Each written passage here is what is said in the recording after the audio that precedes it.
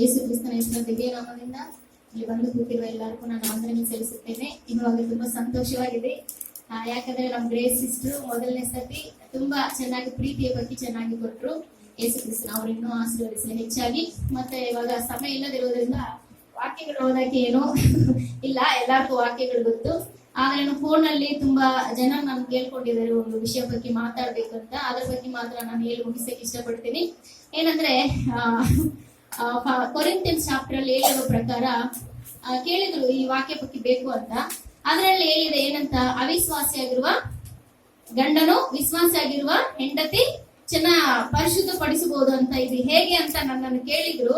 ಅದಕ್ಕೆ ನಾನು ಹೇಳುವುದು ಏನಂದ್ರೆ, ವಾಕ್ಯ ಏನ್ ಹೇಳಿದೆ ಅಂದ್ರೆ, ನೀ ಹೆಂಡತಿ ಬಂದು ಪರಿಶುದ್ಧವಾಗಿ ಜೀವಿಸುವಾಗ ಆ ಪರಿಶುದ್ಧ ಆತ್ಮನ ಯಾರ ಮೇಲೆ ಹೋಗುತ್ತೆ? ಗಂಡನ ಮೇಲೆ ಹೋಗುತ್ತೆ. ಆದ್ರೆ ಈ ವಾಕ್ಯ ನಮ್ಗೆ ಸ್ವಲ್ಪ ಮಿಸ್ಅಂಡರ್ಸ್ಟ್ಯಾಂಡ್ ಆಗಿರೋದ್ರಿಂದ ಏನಾಗುತ್ತೆ ಅಂದ್ರೆ, ಇವಾಗ ಜೀಸಸ್ ನಾನು ಮಾಡ್ಕೊಂಡು ತಕ್ಷಣ ಹೆಂಡತಿಗಳು ಮಾಡೋದು ಏನಂದ್ರೆ, ಗಂಡನನ್ನು ಇಳ್ಕೊಂಡು ಬರ್ತವ್ರೆ. ಹಾಲೆಲೂಯಾ. ಏನ್ ಮಾಡ್ತಾರೆ, ಒಂದು ಹಸುವನ್ನು ಇಳ್ಕೊಂಡು ಬರೋ ತರ ಯೇಸು ಕ್ರಿಸ್ತನ್ ಬರ್ಬೇಕು, ರಕ್ಷಕ ಹೊಂದಬೇಕಂತ ಹಸುವನ್ನು ಇಳ್ಕೊಂಡು ಬರೋ ತರ ಇಳ್ಕೊಂಡು ಸಭೆಗೆ ಬರ್ತಾರೆ. ಮತ್ತೆ ಏನಾಗುತ್ತೆ, ಪಾಪ ಪಾಸ್ಟರ್ ತಲೆ ಮೇಲೆ ಇಟ್ಬಿಡ್ತಾವ್ರೆ. ಪಾಸ್ಟರ್ ಏನ್ ಹೇಳಿದ್ರೆ ನಮ್ ಗಂಡನ ಹಿಂಗೆ ಆಗ್ತಾ ಇದ್ರಂತೆ. ಪಾಪ ಪಾಸ್ಟರ್ಸ್ ತುಂಬಾ ಪೇಷನ್ಸ್ ಆಗಿದ್ದೆಲ್ಲ ನೋಡ್ಕೋಬೇಕಾಗಿರುತ್ತೆ. ಅವಾಗ ಏನ್ ಮಾಡ್ತಾರೆ, ಪಾಸ್ಟರ್ ವಾಕ್ಯಗಳು ಕೊಟ್ಟು ಏನಾಗುತ್ತೆ, 1 2 3 4 5 6 ದಿವಸ ಸಭೆಯಲ್ಲಿ ಇರ್ತಾರೆ. ಮತ್ತೆ ಏನಾಗ್ಬಿಡ್ತಾರೆ, ಹೊರಟೋಗ್ತಾರೆ. ಹಾಲೆಲೂಯಾ. ಆದ್ರೆ ಪೇತ್ರನು 1 ಪೇತ್ರನು 3ನೇ ಅಧ್ಯಾಯದಲ್ಲಿದೆ, ನೀವು ಮನೆಗೆ ಹೋಗಿ ಓದ್ಕೋಬಹುದು. 1 2 ವಾಕ್ಯದಲ್ಲಿದೆ. ಅದ್ರಲ್ಲಿ ಪೇತ್ರನ್ ಹೇಳೋದು ಏನಂದ್ರೆ, ಇನ್ನು ಚೆನ್ನಾಗಿ ಹೇಳ್ತಾವನೆ. ವಾಕ್ಯ ಏನ್ ಹೇಳುತ್ತೆ ಅಂದ್ರೆ, ಒಂದು ಹುಡುಗನನ್ನು ಮಾರ್ಪಡಿಸಕ್ಕೆ ಆಗಲ್ಲ. ಆದ್ರೆ ವಾಕ್ಯ ಏನ್ ಹೇಳುತ್ತೆ ಅಂದ್ರೆ, ಹೆಂಡತಿ ಆಗಿರುವ ನೀನು, ಸ್ತ್ರೀ ಆಗಿರುವ ನೀನು ಏನ್ ಮಾಡ್ಬೇಕಂತೆ, ನಾನು ಚೇಂಜ್ ಆಗ್ಬೇಕು. ಈಗ ಹೆಂಡತಿ ಆಗಿರುವ ನೀನು ಏನ್ ಮಾಡ್ಬೇಕು, ಇನ್ನು ಚೇಂಜ್ ಆಗ್ಬೇಕು. ನೀನು ನಿನ್ನ ಗಂಡನನ್ನು ಚೇಂಜ್ ಮಾಡಿಸಕ್ಕೆ ಸಾಧ್ಯನೇ ಇಲ್ಲ. ಎಷ್ಟು ಪ್ರಯತ್ನ ಪಟ್ರೇನೋ ನಿಮ್ಮ ಕೈಯಲ್ಲಿ ಚೇಂಜ್ ಮಾಡಿಸಕ್ಕೆ ಆಗಲ್ಲ. ಆದ್ರೆ ವಾಕ್ಯ ಏನ್ ಹೇಳುತ್ತೆ ಅಂದ್ರೆ, ನೀನು ಅಷ್ಟು ಪರಿಶುದ್ಧತೆಯಲ್ಲಿ ನಿನ್ನನ್ನು ನೀನು ದೇವರ ವಾಕ್ಯದ ಪ್ರಕಾರ ಒಂದು ಸ್ತ್ರೀ ಹೇಗೆ ಇರ್ಬೇಕಂತ ಹೇಳುವ ವಾಕ್ಯದ ಪ್ರಕಾರ ನಿಮ್ಮನ್ನು ನೀವು ಚೇಂಜ್ ಮಾಡಿಸ್ಕೊಂಡು ಇನ್ನು ಪರಿಶುದ್ಧತೆಯಲ್ಲಿ ತುಂಬಾ ತುಂಬಾ ಹೆಚ್ಚಿಕೊಂಡು ನೀವು ಹೋಗ್ತಾ ಇರುವಾಗ ಏನಾಗುತ್ತೆ, ಅದನ್ನ ಏನ್ ಮಾಡ್ಬೇಕಂತೆ ನಿಮ್ಮ ಗಂಡನು ನೋಡ್ಬೇಕಂತೆ. ಆದ್ರೆ ನೀವೇನ್ ಮಾಡ್ತೀರಾ, ಬಲವಂತವಾಗಿ ಹಸುವನ್ನು ಇಳ್ಕೊಂಡು ಬರುವ ರೀತಿಯಲ್ಲಿ ಇಳ್ಕೊಂಡು ಬಂದು ಸಭೆಯಲ್ಲಿ ಪಾಸ್ ತಲೆ ಮೇಲೆ ಇಟ್ಬಿಡ್ತೀರಾ. ಹಾಲೆಲೂಯಾ. ಆದ್ರೆ ವಾಕ್ಯ ಏನಂದ್ರೆ, ಪರಿಶುದ್ಧತೆ ಅಂತ ಇರೋದು ನಿಮ್ಮಿಂದ ಯಾರ ಮೇಲೆ ಹೋಗ್ಬೇಕು, ನಿಮ್ಮ ಗಂಡನ ಮೇಲೆ ಹೋಗ್ಬೇಕು. ಆದ್ರೆ ಪರಿಶುದ್ಧತೆ ಅಂತ ಇರೋದು ಪವಿತ್ರ ಆತ್ಮನಲ್ಲಿ. ಈಗ ವಾಕ್ಯ ಹೇಳುತ್ತೆ, ಆಂಟಿ ಕೂಡ ತುಂಬಾ ದಿವಸದಿಂದ ಒಂದು ನಮ್ಗೆ ಮಕ್ಕಳಿಲ್ಲ ಅಂತ ಹೇಳೋ ರೀತಿಯಲ್ಲಿ ಕೂಡ ಇತ್ತು. ಆಂಟಿ ತುಂಬಾ ಸತಿ ಕೇಳಿದ್ರು. ನಾನು ಹೇಳೋದೇನಂದ್ರೆ, ಧೈರ್ಯವಾಗಿ ಆಂಟಿ, ಯಾಕಂದ್ರೆ ನಮ್ಮ ಗಂಡ ನಿನ್ನ ಅವಿಶ್ವಾಸಿಯಾಗಿದ್ದಾನೆ, ನಾನೇನ್ ಮಾಡಕ್ ಆಗಲ್ಲ ಅಂತ ಇಲ್ಲ. ಪೌಲನ್ ಹೇಳ್ತಾವಣೆ, ನಿನ್ನ ಗಂಡನ ಅವಿಶ್ವಾಸಿಯಾಗಿದ್ರೇನು ನಿನ್ನ ಸ್ತ್ರೀ ಧರ್ಮ ನೀನೇನ್ ಮಾಡ್ಬೇಕು, ನಿನ್ನ ಗಂಡನಿಗೆ ಮಾಡಲೇಬೇಕು. ಯಾಕೆಂದ್ರೆ ಇಲ್ಲಿ ಏನೇ ನಡೆಯುತ್ತೆ ಅಂದ್ರೆ, ಪವಿತ್ರ ಆತ್ಮನಲ್ಲಿ ಕ್ರಿಯೆ ಮಾಡಕ್ಕೆ ಸಾಧ್ಯವಾಗುತ್ತೆ. ಇವಾಗ ನೋಡಿ, ಆಂಟಿ ಚೆನ್ನಾಗಿ ಪವಿತ್ರ ಆತ್ಮನಲ್ಲಿ ತುಂಬಿಕೊಂಡು ದೇವರ ವಾಕ್ಯದ ಪ್ರಕಾರ. ಆದ್ರೆ ನಿಮ್ಮ ಶರೀರಗಳನ್ನು ನಿಮ್ಮ ಶರೀರವಾಗಲೇ ಇಲ್ಲಿ ಇಡಬಾರದು. ನಿಮ್ಮ ಶರೀರ ಯಾವ ಶರೀರ ಆಗ್ಬೇಕು, ಯೇಸು ಕ್ರಿಸ್ತನ ಶರೀರ ಆಗ್ಬೇಕು. ಶರೀರ ಅಂದ್ರೆ ಯೇಸು ಕ್ರಿಸ್ತನ ಸಭೆ. ನಾನು ಇನ್ನೊಂದು ಹೇಳ್ತೀನಿ, ಇವಾಗ ಏನಕ್ಕೂ ನಂಗೆ ಅರ್ಥ ಆಗಲ್ಲ. ನಮ್ಮ ಸಭೆಗಳಲ್ಲಿ ತುಂಬಾ ಮದುವೆ ಆಗಿರುತ್ತೆ, ಆದ್ರೆ ಇಲ್ಲಿಂದ ಇಲ್ಲಿ ಬರೋ ತನಕ ಏನಾಗುತ್ತೆ, ಒಂದೊಂದು ಸ್ಟೆಪ್ ಮೇಲೆ ಹೋಗ್ತಾ ಇರುತ್ತೆ. ನಂಗೆ ಏನಂತ ಅರ್ಥ ಆಗಲ್ಲ. ಅಲ್ಲ, ನಿಮ್ ತಲೆಗಳನ್ನು ಹಂಗೇನೆ ಇಟ್ಕೊಳ್ಳೋದು. ನಾನ್ ನಿಜವಾಗಿ ಹೇಳ್ತೀನಿ, 1 ಕೊರಿಂಥಿಯನ್ಸ್ 15ನೇ ಅಧ್ಯಾಯದಲ್ಲಿ ಏನಂತ ಇದೆ, ಒಂದೇ ಕ್ಷಣದಲ್ಲಿ ನಮ್ಮ ಶರೀರಗಳು ಏನಾಗಕ್ ಹೋಗುತ್ತೆ, ಮಾರ್ಪಡಿಸಕ್ ಹೋಗುತ್ತೆ. ಈ ಬ್ಯೂಟಿ ಪಾರ್ಲರ್ ಶರೀರ, ಈ ಲೋಕದ ಶರೀರವನ್ನು ಇಟ್ಟುಕೊಂಡು ಪರಲೋಕ ರಾಜ್ಯಕ್ಕೆ ನಾವು ಹೋಗಲ್ಲ. ದೇವರಾದ್ರನ್ನು ಅನುಮತಿಸದೆ ಇಲ್ಲ. ಹಾಲೆಲೂಯಾ. ಅದಕ್ಕೆ ಇನ್ನು ಆ ವಾಕ್ಯ ಹೇಳುತ್ತೆ ಏನಂದ್ರೆ, ನಮ್ಮ ಶರೀರ ಹೀಗಿರೋದು ಹೀನವಾಗಿರುವ ಶರೀರ ಅಂತ. ಇದಕ್ಕೆ ಏನೇನ್ ಮಾಡ್ತೀವಂದ್ರೆ, ಇಲ್ಲಿ ಲಿಪ್ ಲೈನರು, ಇಲ್ಲ ಐಲಾಶು, ಮತ್ತೆ ಏನಂದ್ರೆ ನಾನು ವಿಶ್ವಾಸಿ. ಗಂಡನ್ ಏನ್ ಮಾಡಕ್ ಹೋಗ್ತಾರಂತ ಈ ಹೆಂಡತಿ ಇವಾಗ, ಇಲ್ಲಿ ಲಿಪ್ ಮದುವೆ ಆಗಿದೆ ಅಲ್ಲ, ನಿಮ್ ಗಂಡನ್ಗೆ ಇಷ್ಟ ಆಗಿದಲ್ಲ, ಮತ್ತೆ ಏನಕ್ಕೆ ಇದಲ್ಲ, ಲಿಪ್ ಲೈನರ್ ಕಮ್ಮಿ ಆಗಲ್ಲ, ಐಬ್ರೋಸ್ ಕಮ್ಮಿ ಆಗಲ್ಲ, ಈ ಕೂದಲು ಇಲ್ಲಿಂದ ಇಲ್ಲಿ ಒಂದೊಂದು ಸ್ಟೆಪ್ ಹೋಗ್ಬಿಟ್ಟು ಪರಲೋಕ ರಾಜ್ಯಕ್ಕೆ ಹೋಗುತ್ತೆ. ಹಂಗೆ ಹಿಡ್ಕೊ, ಇದು ದೇವರ ತಲೆ ಅಂತ. ಗಂಡನ ಯಾರು ನಿಮ್ಗೆ ತಲೆ. ಈ ತಲೆ ನೋಡುವಾಗ್ಲೇ ಅರ್ಥ ಆಗ್ತಿದೆ, ಗಂಡನ ಎಷ್ಟು ಮಾತ್ರ ಗಂಡನ ತಲೆಯನ್ನು ಇವರು ಮರ್ಯಾದೆ ಕೊಡ್ತಾ ಇದ್ದಾರೆ ಅಂತ. ಇದೆಲ್ಲ ನಮ್ಗೆ ಒಂದು ಕಾಮಿಡಿಯಾಗಿ ಇರ್ಬೋದು, ಆದ್ರೆ ಸೀರಿಯಸ್ ಆಗಿ ತಗೋಬೇಕು. ನಾನ್ ನಿಜ ಇನ್ನೊಂದ್ಸತಿ ಹೇಳ್ತೀನಿ, ಥಿಂಕ್ ಮಾಡ್ರಿ. ಈ ಶರೀರ ದೇವರು ಯಾವ್ದು ರೀತಿಯಲ್ಲಿ ನೋಡ್ತಾ ಇದಾರೆ? ಹೀನವಾಗಿರೋದು, ಲಯವಾಗಿರೋದು, ಸತ್ತಿರುವ ಈ ಶರೀರ. ಈ ಶರೀರದಲ್ಲಿ ಎಷ್ಟೇ ಬ್ಯೂಟಿ ಪಾರ್ಲರ್ ಹೋಗಿ ನೀನು ವಾಶ್ ಮಾಡ್ಕೊಂಡ್ರೆ, ಕೆಮಿಕಲ್ ಬೀಚ್ ಮಾಡ್ಕೊಂಡ್ರೇನೋ ಯೇಸು ಕ್ರಿಸ್ತನು ರಿಜೆಕ್ಟ್ ಮಾಡ್ತಾವ್ರೆ. ಹಲ್ಲೆಲೂಯಾ. ಏನ್ ಮಾಡ್ತಾವ್ರೆ? ರಿಜೆಕ್ಟ್ ಮಾಡ್ತಾವ್ರೆ. ಇನ್ನೊಬ್ಬರೆಲ್ಲ ಹೇಳೋದು 5 ವರ್ಷದಿಂದ ಕೂತ್ಕೊಂಡು ಪ್ರೇಯರ್ ಮಾಡ್ತಾನೆ ಇದಾರೆ, ಆ ಮಾಡೋದೆಲ್ಲ ಅವ್ರ ಇಷ್ಟ ಪ್ರಕಾರ ಮಾಡ್ಬಿಡೋದು. ಗಂಡನ್ ಬರುವಾಗ ಮಾತ್ರ ಏನ್ ಬರ್ಬೇಕಂತ ನನ್ಗೆ ದೇವರ ಚಿತ್ತ ಪ್ರಕಾರ ಒಳ್ಳೆದಾಗಿರುವ ಪುರುಷನು ಬರ್ಬೇಕು.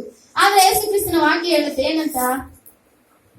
ಗುಣವತಿಯಾದ ಸ್ತ್ರೀಯನ್ನು ದೇವರು ಒಂದು ಪುರುಷನಿಗೆ ಹೆಂಡತಿಯಾಗಿ ದಾನವಾಗಿ ಗಿಫ್ಟ್ ಆಗಿ ಕೊಡ್ತಾರಂತೆ. ಹಲ್ಲೆಲೂಯಾ. ಹೆಂಗ ಕೊಡ್ತಾರೆ? ಗಿಫ್ಟ್ ಆಗಿ ಕೊಡ್ತಾರೆ. ಅವಾಗ ನಾನು ಯಾವ್ದು ರೀತಿಯಲ್ಲಿ ಇರ್ಬೇಕು? ಗುಣವತಿಯಾಗಿ ಇರ್ಬೇಕು. ಗುಣವತಿಯಾಗಿರ್ಬೇಕಂದ್ರೆ ಜ್ಞಾನೋಕ್ತಿಗಳಲ್ಲಿ ಇನ್ನೊಂದು ವಾಕ್ಯ ಇದೆ ಏನಂತ? ಗುಣವತಿಯಾದ ಸ್ತ್ರೀ ಅಮೂಲ್ಯಕ್ಕಿಂತಲೂ ಹೆಚ್ಚಿನವಳು. ಇವಾಗ ಅಮೂಲ್ಯದಲ್ಲಿ ನಿಂತ್ಕೊಂಡು ಹೋಗಿರೋದು ಯಾರು? ಐಶ್ವರ್ಯ ರಾಯ್. ಹಲ್ಲೆಲೂಯಾ. ಇವಾಗ ಗುಣವತಿಯಾದ ಸ್ತ್ರೀ ಯಾರು? ಐಶ್ವರ್ಯ. ಬ್ಯೂಟಿ ಪಾರ್ಲರ್ ಕೂಡ ಒಂದೊಂದು ಸ್ಟೆಪ್ ಜಂಪ್ ಮಾಡಿಬಿಡ್ಬೇಕು. ನೀವು ಇನ್ನು ಬ್ಯೂಟಿ ಪಾರ್ಲರ್ ಅಲ್ಲೇ ಇದೀರ ಐಶ್ವರ್ಯ ರಾಯ್ ಕಡ. ಹಲ್ಲೆಲೂಯಾ. ಖಂಡಿತವಾಗಿ ಹೇಳ್ತೀರಿ, ಇದೆಲ್ಲ ಗುಣವತಿಯಾಗಿರೋ ಸ್ತ್ರೀಯೇ ಅಲ್ಲ. ನೀನು ಎಷ್ಟೋ ಬ್ಯೂಟಿ ಪಾರ್ಲರ್ ಹೋಗಿ ಹಾಕಿ ಮಾಡ್ಕೊಂಡು ಬಂದ್ರೆ ಏಸಪ್ಪ ನೋಡ್ತಾರೆ ಅಯ್ಯಯ್ಯೋ ಅಂತ. ಮತ್ತೆ ಸುವಾರ್ಥ ಹೇಳಿದೆ ಏನಂತ? ಮನುಷ್ಯನು ತುಂಬಾ ಚೆನ್ನಾಗಿದ್ರೆ ಹುಡಿ ಅಂತ ಹೇಳುವಾಗ ಯೇಸು ಕ್ರಿಸ್ತನ ಅಯ್ಯೋ ಅಸಹ್ಯ ಅಂತ ಇದೆ ಇವರಿಗೆ. ಹಲ್ಲೆಲೂಯಾ. ಅಸಹ್ಯ ಅಂತೆ. ಆದ್ರೆ ಹೇಳೋದು ಈ ಸಮಯದಲ್ಲಿ ನಿಮ್ಮ ಗಂಡರಿಗೆ ಅವಿಶ್ವಾಸನಾಗಿ ಇದ್ರೆ ಏನ್ ಮಾಡ್ಬೇಕು? ಪವಿತ್ರ ಆತ್ಮನನ್ನು ತುಂಬಿಕೊಂಡು ನೀವು ಆರಾಧನೆ ಮಾಡುವಾಗ, ಪವಿತ್ರ ಆತ್ಮನು ನಿಮ್ಮ ಶರೀರದಲ್ಲಿ ವಾಸ ಮಾಡುವಾಗ, ಇವಾಗ ಸ್ತ್ರೀಧರ್ಮ ಮಾಡಕ್ಕೆ ಹೆಂಡತಿ ಹೋಗುವಾಗ ಯೇಸು ಕ್ರಿಸ್ತನ್ ಏನ್ ಮಾಡ್ತಾವ್ರೆ? ಪವಿತ್ರ ಆತ್ಮ ಸುಮ್ಮನೆ ಇರ್ತಾವ್ರ? ಇಲ್ಲ. ನೀವು ಸ್ತ್ರೀಧರ್ಮ ಮಾಡುವಾಗ, ಪವಿತ್ರ ಆತ್ಮನಲ್ಲಿ ತುಂಬಿಕೊಂಡು ಸ್ತ್ರೀಧರ್ಮ ಮಾಡುವಾಗ, ನಿಮ್ಮ ಗಂಡನ ಜೊತೆ ನೀನು ಹೊಂದಾಣಿಕೆಯಲ್ಲಿ ಇರುವಾಗ ಆ ಪವಿತ್ರ ಆತ್ಮ ಏನ್ ಮಾಡ್ತಾವ್ರೆ? ನಿಮ್ಮ ಗಂಡನ ಶರೀರದ ಮೇಲೆಯೂ ವಾಸ ಮಾಡುತ್ತೆ. ಪವಿತ್ರ ಆತ್ಮ ಸುಮ್ಮನೆ ಇರಲ್ಲ. ಒಂದು ಸತಿ ನಮ್ಮ ಶರೀರದ ಒಳಗಡೆ ಬಂದ್ಬಿಟ್ರೆ ಎವ್ರಿಥಿಂಗ್ ದೇವರು ಏನ್ ಮಾಡ್ತಾವ್ರೆ? ನೋಡ್ತಾವ್ರೆ. ಅಯ್ಯ ಚೀಚಿ ಅಂತ ಹೇಳ್ತಾವ್ರ? ಖಂಡಿತವಾಗಿಲ್ಲ. ನಿಮ್ಗೆ ಇನ್ನೊಂದು ಎಕ್ಸಾಂಪಲ್ ಏನಂದ್ರೆ, ಮತ್ತಾಯ ಸುವಾರ್ತೆನಲ್ಲಿ ಲೂಕನಲ್ಲಿ ನೋಡುವಾಗ ಪರಿಸಯ್ಯರು ಬಂದು ಕೇಳ್ತಾವ್ರೆ ಏನಂತ? ಯೇಸು ಕ್ರಿಸ್ತನನ್ನು ಒಂದು ಸ್ತ್ರೀಗೆ ಒಂದು ಗಂಡನಿತ್ತು, ಅವನು ಸತ್ತೋದ, ಮತ್ತೆ 7 ತಮ್ಮರುಗಳು ಮದುವೆ ಮಾಡ್ಕೊಂಡು ಹಂಗೆ ಸತ್ತು ಹೋಗ್ತಾ ಇದ್ರು. ಇವಾಗ ಇವ್ರ ಕ್ವಶನ್ ಡೌಟ್ ಏನಂದ್ರೆ, ಪರಲೋಕ ರಾಜ್ಯದಲ್ಲಿ ಇವಳು ಯಾರ ಹೆಂಡತಿಯಾಗಿ ಇರ್ಬೋದು? ಎಷ್ಟು ಡೌಟ್ ನೋಡಿ. ಹಾಲೆಲೂಯಾ. ಇವಾಗ ಈ ಪುರುಷನ ಈ ಪರಿಸರ ಸಂದೇಹ ಏನು?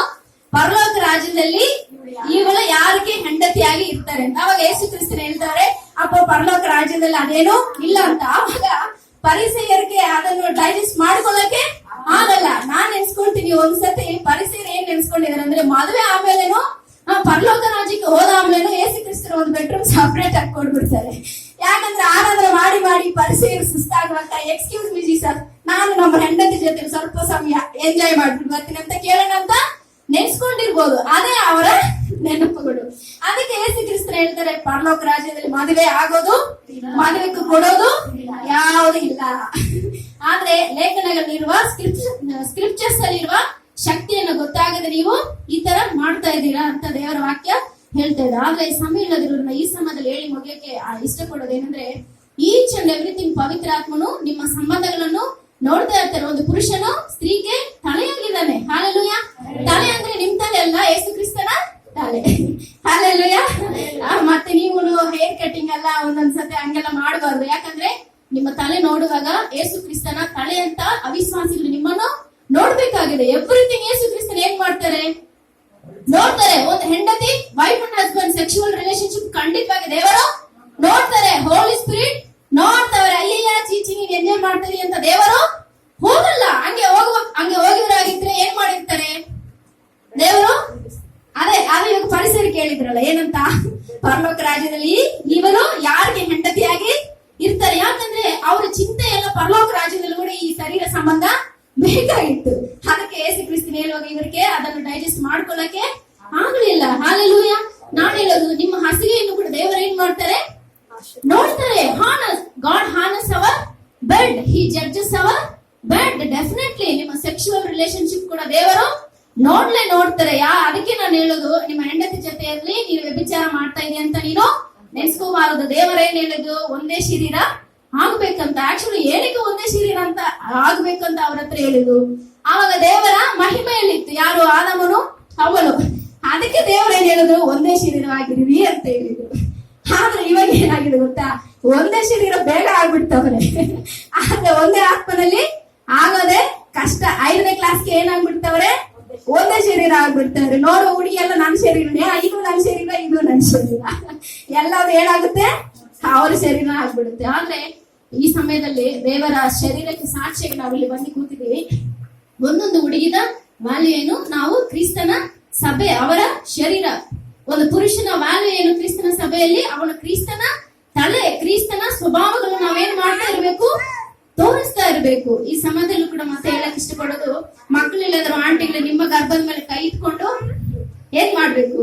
ನಾನು ಗರ್ಭ ನಿಮ್ಗೆ ಕೊಟ್ಬಿಡ್ತಾ ಇದೀನಿ, ಸಾರಾಕ್ ಮಾತ್ರ ಎಲ್ಲ ತೆರೆಯೋದು, ನನ್ನ ಗರ್ಭವನ್ನು ನೀವು ಏನ್ ಮಾಡ್ಬೇಕು? ದೇವರೇ ತೆಗಿಬೇಕು, ಓಪನ್ ಮಾಡ್ಬೇಕಂತ ನೀವು ಖಂಡಿತವಾಗಿ ಹೇಳಲೇಬೇಕು. ಯಾಕಂದ್ರೆ ಖಂಡಿತವಾಗಿ ದೇವರು ಅದು ನೋಡ್ತಾರೆ. ಅಬ್ರಹಾಮರು ಕೂಡ ದೇವರು ಹೇಳಿದ್ರು ಏನಂತ? ನಿನ್ನ ದಾಸಿ ಮಗನಲ್ಲ, ಸಾರಾ ಗರ್ಭದಲ್ಲಿ ನಾನು ಇಡುವ ಇಸಾಕನು ಮಾತ್ರನೇ ನಿನ್ನ ವಾಗ್ದತ್ತ ಸಂತತಿ ಅಂತ. ಹಲ್ಲೆಲೂಯಾ. ಏನಕ್ಕ? ನೀವು ಇನ್ನು ಒಂದ್ 2 ನಿಮಿಷ ಆಲೋಚನೆ ಮಾಡಿದ್ರೆ ಆ ಗ್ಯಾಪ್ ಅಲ್ಲಿ ಅಬ್ರಹಾಮನ ಸಾರಲ್ಲಿ ಎಷ್ಟೋ ಸತಿ ಏನಾಗಿರ್ಬೋದು? ಒಂದೇ ಶರೀರ ಆಗಿರ್ಬೋದು. ಆದ್ರೆ ಅವ್ರ ಕೈಲಿ ಏನ್ ಮಾಡಕ್ಕೂ ಸಾಧ್ಯವಿಲ್ಲ. ಹಲ್ಲೆಲೂಯಾ. ಅದಕ್ಕೆ ನಾನು ಹೇಳ್ತಾ ಇರೋದು, ಎವ್ರಿಥಿಂಗ್ ದೇವರು ಏನ್ ಮಾಡ್ತಾರೆ? ನಮ್ಮನ್ನು ಜಡ್ಜ್ ಮಾಡ್ತಾವ್ರಿ. ಹಲ್ಲೆಲೂಯಾ. ಇನ್ನು ನೋಡ್ಬೇಕು ಒಂದು ಬೆಸ್ಟ್ ಸ್ಮಾಲ್ ಎಕ್ಸಾಂಪಲ್ ಏನಂದ್ರೆ, ನಮ್ಮ ತಮಿಳ್ನಾಡು ಕಡೆ ಎಲ್ಲ ನಾನು ಹಾಸ್ಪಿಟಲ್ ಅಲ್ಲೆಲ್ಲ ವರ್ಕ್ ಮಾಡುವಾಗ ಒಂದು ಪುರುಷರ ಸ್ತ್ರೀಗಳ ಒಂದು ಸ್ವಭಾವ ಏನಂದ್ರೆ, ಹಾಸ್ಪಿಟಲ್ ಅಲ್ಲಿ ನಾನು ಸೈಕಿಯಾಟ್ರಿಕ್ ವಾರ್ಡ್ ಅಲ್ಲೆಲ್ಲ ಇರುವಾಗ ಒಂದು ಹುಡುಗನ ಹುಚ್ಚಾಗಿರ್ತಾನೆ. ಅಲ್ಲಿ ಹೋಗಿ ನಾವು ಡಾಕ್ಟರ್ಸ್ ಜೊತೆ ರೌಂಡ್ಸ್ ಹೋಗುವಾಗ ಅವಾಗ ಏನ್ ಹೇಳ್ತಾರೆ ಗೊತ್ತಾ? ಹುಡುಗರು ಹಿಂಗೆ ಹೇಳ್ಕೊಂಡು, ಸಿಸ್ಟರ್ ನನ್ನ ಮದ್ವೆ ಮಾಡ್ಕೊಳ್ತೀಯಾ ಅಂತ ಹೇಳ್ತಾರೆ. ಯಾಕಂದ್ರೆ ನನ್ಗೆ ಶಾಕ್ ಆಗುತ್ತೆ. ನಿಮ್ಮ ಅಪ್ಪ ಯಾರಂದ್ರೆ ಗೊತ್ತಿಲ್ಲ, ಯಾಕಂದ್ರೆ ಅವ್ರು ಹುಚ್ಚನು. ಆದ್ರೆ ಒಂದು ಹುಡುಗಿ ಬಂದು ನಿಂತ್ಕೊಳ್ಳುವಾಗ ಒಂದು ಪುರುಷನ ಸ್ವಭಾವ ಹೆಂಗಿರುತ್ತೆ ಅಂದ್ರೆ, ಆ ವಿಷಯದಲ್ಲಿ ಯಾವಾಗ್ಲೂ ಅವನಿಗೆ ಒಂದು ಜ್ಞಾನ, ಕಾನ್ಶಿಯಸ್ ಆಗಿರ್ತಾನೆ, ಅಲರ್ಟ್ ಆಗಿರ್ತಾನೆ. ಹಾಲೆಲೂಯಾ. ನಮ್ ಗ್ರೇಸ್ ಸಿಸ್ಟರ್ ಕೂಡ ಎಕ್ಸಾಂಪಲ್ ಆಗಿ ನೋಡ್ಕೋಬಹುದು. ನೀವು ಚೆನ್ನಾಗಿ ನೋಡ್ಕೊಳ್ರಿ. ಬೇಕಂದ್ರೆ ಒಂದು ಹುಡುಗಿ ಬಂದು ನಿಂತ್ಕೊಂಡ್ರೆ ಹುಡುಗನ ಮುಂಚೆ ಏನ್ ಮಾಡ್ಬೇಕಂತ ಇರೋದು, ಹುಚ್ಚನಾಗಿದ್ರೆ ಏನಾಗುತ್ತೆ? ಅಷ್ಟೇ ಕಾನ್ಶಿಯಸ್ ಆಗಿರ್ತಾನೆ. ಇನ್ನೊಂದೇನ್ ಮದುವೆ ಮಾಡ್ಕೊಳ್ತೀಯ ಅಂತ ಕೇಳ್ತಾರೆ. ಆದ್ರೆ ಒಂದು ಹುಡುಗಿ ಹುಚ್ಚನಾಗಿರ್ಬೇಕು. ಒಂದು ಪುರುಷನ ಹತ್ರ ಹೋಗುವಾಗ ಅವಳು ಭಯ ಪಡ್ತಾವಳೆ. ನಮ್ ತಮಿಳ್ನಾಡಲ್ಲಿ ಯಾವಾಗ ಹೇಳ್ತಾರೆ, ಒಂದು ತಾತ ಹತ್ರ ಹೋಗಿ, ತಾತ ನೀವಾಗ ಮದುವೆ ಮಾಡ್ಕೊಳ್ತೀಯ ಅಂತ ಕೇಳುವಾಗ ಅಜ್ಜ ಹೇಳ್ತಾನಂತೆ, ಈ ವಯಸ್ಸಲ್ಲಿ ನಾನು ಯಾರು ಮಾಡ್ಕೊಳ್ತಾರಮ್ಮ ಅಂತ. ಆದ್ರೆ ಮಾಡ್ಕೊಳಕಿದ್ರೆ ಅಜ್ಜ ಒಂದು ಅಜ್ಜಿ ಹತ್ರ ಹೋಗಿ ಕೇಳಿದ್ರೆ, ನನ್ಗೆ ಏನಕ್ಕಪ್ಪ ವಯಸ್ಸಾಗಿತ್ತು. ಅದು ಹುಡುಗಿರ ಸ್ವಭಾವ. ಒಂದು ಸ್ತ್ರೀಯದು ಒಂದು ಪುರುಷನ ಸ್ವಭಾವ ಹಂಗಿರುತ್ತೆ. ಅದಕ್ಕೆ ನಾನು ಹೇಳೋದು, ಸುವಾರ್ತೆ ಹೇಳೋದು ತುಂಬಾ ಈಸಿ ಹುಡುಗರಿಗೆ. ಆದ್ರೆ ಪುರುಷನ ಫಸ್ಟ್ ನಮ್ಮ ನೋಡಿ ಅಟ್ರಾಕ್ಟ್ ಆಗೋದು ಏನಕ್ಕೆ? ಖಂಡಿತವಾಗಿ ಜೀಸಸ್ಗೋಸ್ಕರ ಅಲ್ಲ, ನಾನು ಶರೀರ ಅವಳಿಗೆ ಬೇಕಲೇ ಬೇಕು. ಇನ್ನು ಬೈಬಲ್ ಅಲ್ಲಿ ದೇವರು ಹೇಳ್ತಾರೆ ಏನಂದ್ರೆ, ಒಂದು ಪುರುಷ ಕೆಟ್ಟು ಹೋಗೋದು ಅವನ ಪಾರ್ವೇಲೆ. ಒಂದು ಹುಡುಗನ ಕೆಟ್ಟ ಹೋಗೋದು ನೋಡಿ ನೋಡಿ ನೋಡಿ ನೋಡಿ ಏನಾಗ್ತಾನೆ? ಕೆಟ್ಟ ಹೋಗ್ತಾನೆ. ಒಂದು ಹುಡುಗಿ ಹೆಂಗೆ ಕೆಟ್ಟ ಹೋಗೋದು? ಅವಳಿಗೆ ಎಷ್ಟು ಇದ್ರೇನೋ ಅದು ಸರಿ ಆಗಲ್ಲ, ಅಲಂಕಾರವಾಗಿರ್ಬೇಕು. ಹೆಂಗೆ ಅಲಂಕಾರ ಮಾಡ್ಕೊಂಡು ಇವಾಗ ಹಿಂಗ್ ಬೇರೆ ಹಾಕೊಂಡ್ರೆ ಚೆನ್ನಾಗಿರುತ್ತೆ, ಇದು ಹಿಂಗಿದ್ರೆ ಚೆನ್ನಾಗಿರುತ್ತೆ ಅಂತ ಹೋಗಿ ಇವಾಗ ಲಾಸ್ಟ್ ಡ್ರೆಸ್ ಇಲ್ಲದೆ ಹಾಕ್ತಾ ಇದೆ. ಹಾಲೆಲೂಯಾ. ನನ್ಗೆ ಅದಕ್ಕೆ ಆದಮ್ರವನ ಹತ್ರ ಒಂದು ತುಂಬಾ ಇಷ್ಟ ಆಗಿರೋ ಒಂದು ಕ್ಯಾರೆಕ್ಟರ್ ಏನಂದ್ರೆ, ಆ ಹಣ್ಣು ತಿಂದಾದ್ಮೇಲೆ ಅವರ ಕಣ್ಣುಗಳು ಏನಾಯ್ತು? ತೆರೆಯಲ್ಪಟ್ಟದ ಆಮೇಲೆ ಅವ್ರಿಗೆ ಬಂದಿರೋದೇನು? ನಾಚಿಕೆ. ಹಾಲೆಲೂಯಾ. ನಾನ್ ನಿಜ ಹೇಳ್ತೀನಿ, ಸ್ಲೀವ್ಲೆಸ್ ಹಾಕೊಂಡು ಲಿಪ್ಸ್ಟಿಕ್ ಹಾಕೊಂಡಲ್ಲ ಯಾರನ್ನು ಮೆಚ್ಚಿಸಕ್ಕೆ ನೀವು ಬರೋದು? ಒಂದು ನಾಚಿಕೆ ಆಗ್ಬೇಕಲ್ಲ ನಮ್ಗೆಲ್ಲ. ದೇವರ ಶರೀರ ಅಂತ ಈ ಬಾಯಿಂದ ಎಷ್ಟೋ ಸತಿ ಹೇಳ್ತೀವಿ. ಆದ್ರೆ ಈ ಶರೀರ ಇವಾಗ ಎಲ್ಲ ಪುರುಷರಿಗೆ ಏನಾಗಿದೆ? ಕಣ್ಣು ತೆರೆಯಲ್ಪಟ್ಟಿದೆ ಅಂತ ಒಂದು ಸ್ತ್ರೀಗೆ ಯಾವಾಗಲೂ ಒಂದು ನೆನಪು ಇರಲೇಬೇಕು. ಹಿಂಗೆ ಇಟ್ಕೊಂಡು ಹೋಗ್ತಾರಂತೆ ಇವರು ಸುವಾರ್ತೆ ಹೇಳಕ್ಕೆ. ಖಂಡಿತವಾಗಿ ಹೇಳ್ತಾರೆ, ಈ ತರ ಸುವಾರ್ತೆಗಳೆಲ್ಲ ದೇವರು ಮೆಚ್ಚಲ್ಲ. ಸಾತಾನ ಬರ್ತಾನೆ, ಹಿಂದೆ ಬರ್ತಾನೆ. ಅದಕ್ಕೆ ಒಂದು ಪುರುಷನ ಸ್ವಭಾವ ಹೆಂಗಿರುತ್ತೆ ಅಂತ ನಾನು ಹೇಳಿರೋದು. ನಾನು ಹೇಳಕ್ ಬರೋದು ಏನಂದ್ರೆ, ನಮಗೂ ಒಂದು ರೂಲ್ಸ್ ಅಂಡ್ ರೆಗ್ಯುಲೇಷನ್ಸ್ ಹುಡುಗಿ ಒಂದು ಸುವಾರ್ತೆ ಖಂಡಿತವಾಗಿ ಇರಲೇಬೇಕು. ಇದು ಹೀನವಾಗಿರುವ ಶರೀರದ ಆಂಗಾರ. ಅದಕ್ಕೆ ದೇವರು ಹೇಳಿದ್ರು, ಒಂದೇ ಕ್ಷಣ ಮಾತ್ರ ನಮ್ಮ ಶರೀರಗಳು ರೂಪಾಂತರಗೊಳ್ಳಕ್ಕೆ ಹೋಗ್ತಾ ಇದೆ. ಅದಕ್ಕೆ ಬ್ಯೂಟಿ ಪಾರ್ಲರ್ ಹೋಗ್ಬೇಡ, ವೇಸ್ಟ್ ಮಾಡಬೇಡ. ಹಾಲೆಲೂಯಾ. ಈ ಸಮಯ ಬಿಟ್ಟು ಪಾಸ್ಟರ್ಗೂ ಸಭೆಗೂ ನಾನು